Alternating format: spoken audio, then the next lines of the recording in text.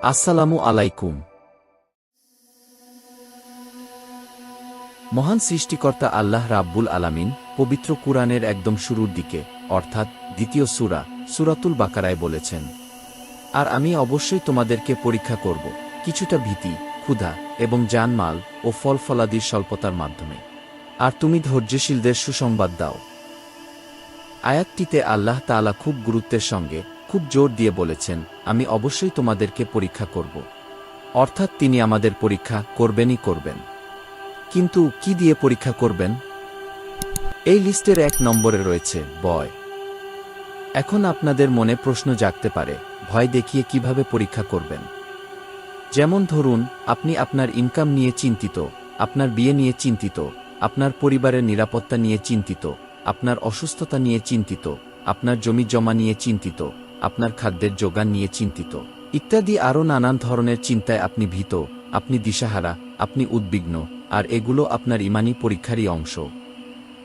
আপনার মনে হতে পারে, আমি যে দেশে বাস করি সে দেশ ব্যতীত অন্য সকল দেশের মানুষ আরামে সুখে শান্তিতে জীবন যাপন করে। কিন্তু বাস্তবতা হচ্ছে, পৃথিবীতে এমন কোনো দেশ নেই যে দেশের মানুষ চিন্তাহীন, সমস্যাহীন, উদ্বিগ্নতা ছাড়া জীবন যাপন করে। দেখা যায় সবচেয়ে উন্নত রাষ্ট্রগুলোই সবচেয়ে ভয়ানক চ্যালেঞ্জের মুখোমুখি হয়, এবং তা হরহামেশাই। কিন্তু আমাদের এত কিসের ভীতি, কিসের এত উদ্বিগ্নতা আমাদের?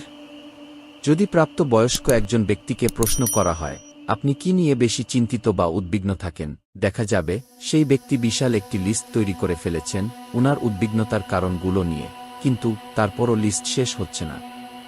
ব্যক্তিটিকে যদি আবার প্রশ্ন করা হয়, আপনি কতদিন যাবৎ এই উদ্বিগ্নতা, এই চিন্তা বা ভীতি নিয়ে জীবন যাপন করছেন, আমি নিশ্চিত ব্যক্তিটি বলবেন 20 থেকে 30 বছর হলো। তো এত চিন্তা বা উদ্বিগ্নতা নিয়ে এত দীর্ঘ সময় আপনি কিভাবে অতিবাহিত করলেন? কে আপনাকে দেখে রেখেছেন এই সময়টাতে? উত্তরটা আমরা সবাই জানি, তিনি মহামহিম আল্লাহ রাব্বুল আলামিন। আমি নিশ্চিতভাবে বলতে পারি, আপনি বর্তমান যে পরিস্থিতিতে আছেন সেই পরিস্থিতি আপনার অতীত থেকে ভালো। কিন্তু অবাক করা বিষয়, আপনি এখনও চিন্তামুক্ত হননি, বা আপনার উদ্বিগ্নতা, ভীতি এগুলোর কিছুই কমেনি। যখন আপনার কিছুই ছিল না তখনও আপনি উদ্বিগ্ন ছিলেন, এখন আপনার অনেক কিছু আছে, কিন্তু এখনও আপনি আগের থেকেও বেশি উদ্বিগ্ন, বেশি চিন্তিত। কিন্তু কেন? কারণ আমরা আল্লাহ তাআলার উপর ভরসা করি না, উনার উপর নির্ভর করে আমাদের জীবন পরিচালনা করি না। আর এখানেই প্রধান সমস্যা। আল্লাহ তাআলার উপর ভরসা করুন। পবিত্র কুরআনে বর্ণিত রয়েছে, চিন্তা করো না, আল্লাহ আমাদের সঙ্গে আছেন। এছাড়াও আল্লাহ রাব্বুল আলামিন আরও বলেছেন, তোমরা ভয় করো না, আমি তো তোমাদের সাথেই আছি, আমি সব কিছু শুনি ও লক্ষ্য করি। তো এত কিসের চিন্তা আমাদের, যেখানে স্বয়ং আল্লাহ তাআলা বলেছেন উনি আমাদের সাথেই আছেন? আল্লাহর প্রতি বিশ্বাস রাখুন আর আগে বাড়ুন। মনে রাখবেন, জীবনের প্রতি পদক্ষেপে আমাদের যে ঈমানী পরীক্ষার মুখোমুখি হতে হবে, সেগুলো আল্লাহ তাআলার নিকটবর্তী হওয়ারই পথ। যত ঈমানী পরীক্ষায় উত্তীর্ণ হবেন, তত আল্লাহ তাআলার কাছাকাছি পৌঁছাবেন এবং উনার প্রিয় বান্দা হবেন। আর আমাদের পরীক্ষার সম্মুখীন হতেই হবে, এর থেকে মুসলমান নামধারী কারো বেঁচে থাকার কোনো উপায় নেই। আর তাই আল্লাহ রাব্বুল আলামিন পবিত্র কুরআনের শেষের দিকে নয়, একদম শুরুর দিকেই বলেছেন, তিনি আমাদের অবশ্যই পরীক্ষা করবেন। কি দিয়ে পরীক্ষা করবেন? মাঝে মাঝে একটু ভয় দিয়ে, মাঝে মাঝে ক্ষুধার্ত রেখে, মাঝে মাঝে অর্থ কষ্টে রেখে, মাঝে মাঝে ক্ষুধার্ত এবং অর্থ কষ্ট উভয়ভাবেই, কিন্তু পরীক্ষার শিকার আমাদের হতেই হবে। আর এটাই আল্লাহ তাআলার ফয়সালা। ঈমান এনে থাকলে আমাদের তা মানতেই হবে। আপনি অনেক সম্পদের মালিক হতে পারেন, কিন্তু আল্লাহ তাআলা সেই সম্পদ নিমিষেই কেড়ে নিতে পারেন। হতে পারে আপনি চুরি বা ডাকাতির শিকার হলেন, বাসায় আগুন লেগে গেল, অথবা ভূমিকম্পে আপনার বাড়ি ভেঙে চুরমার হয়ে গেল।